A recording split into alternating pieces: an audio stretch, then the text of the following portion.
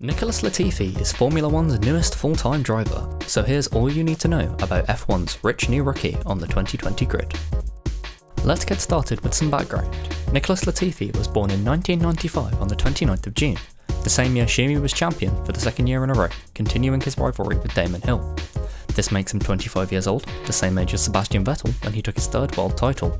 So, he's not too young for a rookie by today's standards.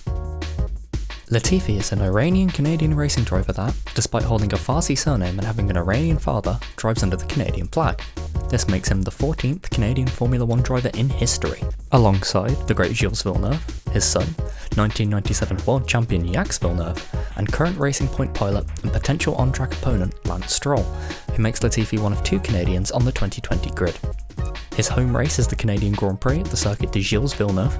I wonder where they got that name from, which is known for the infamous Wall of Champions, which has claimed many a world champion into the Shadow Realm.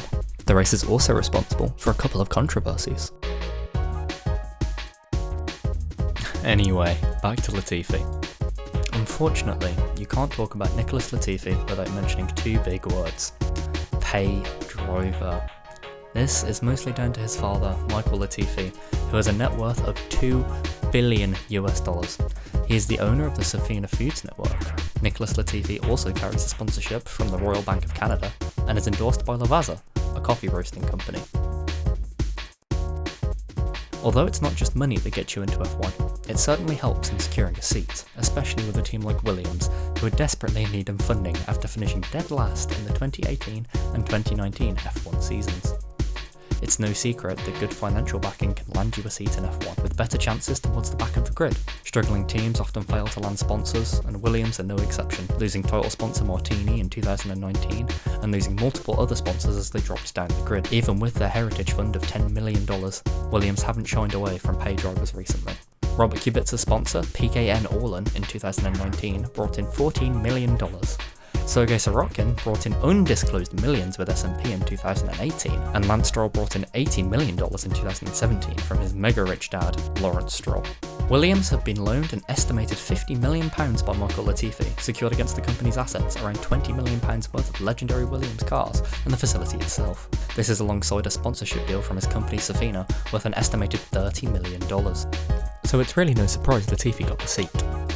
It is important to note, however, that you can't land a drive with just money alone, and it's a hell of a lot harder than it used to be to get into an F1 seat. You can't pull a Shannon Canissini, who straight up bought a Minardi drive back in 2005, despite only racing as a hobby. It ended up about how you'd expect. He didn't even make it out of practice, and couldn't figure out how to remove his wheel.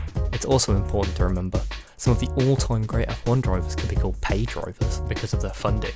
Fernando Alonso, double world champion.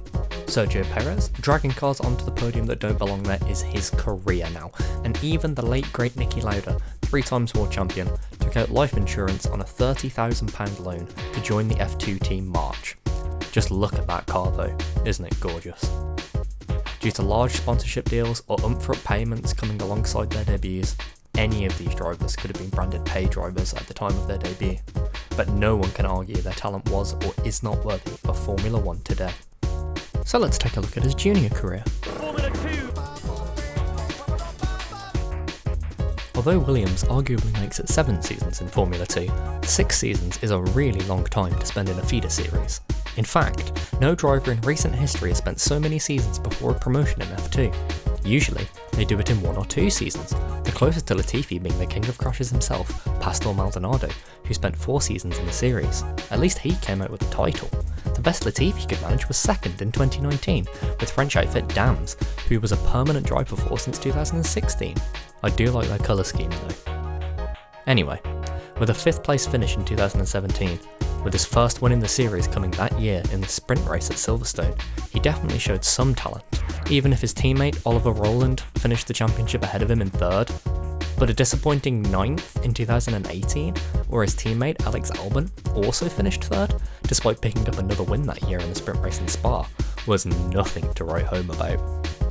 But, in Latifi's defence, he did take 4 race wins in 2019, showing some good racecraft and pace throughout the season, as well as beating his teammate for the first time, Sergio Sette Camara. He's not a terrible driver, and he's certainly not comparable to the likes of Nissany, but he's also not the most talented driver on the grid, And with proven talent like Nico Hulkenberg, 2019 F2 champion Nick de Vries, and potential stars like Pascal Wehrlein without a drive, it's difficult to argue that Latifi has been signed for his talent. But is talent really what Williams needs? What benefit would Williams gain from hiring a slightly better driver? Could they even afford one? And would it be nearly as valuable as £80 million? I think, for a team struggling to get back on its feet after a few awful seasons, and with George Russell, a very talented Mercedes junior driver and 2019 F2 champion in the other seat, to get the best out of the car, Nicholas Latifi is the right man for the job. And who knows, he might surprise us all and turn into a properly decent midfield driver like Stroll or Perez. We haven't seen him drive a race, so let's just give him a chance.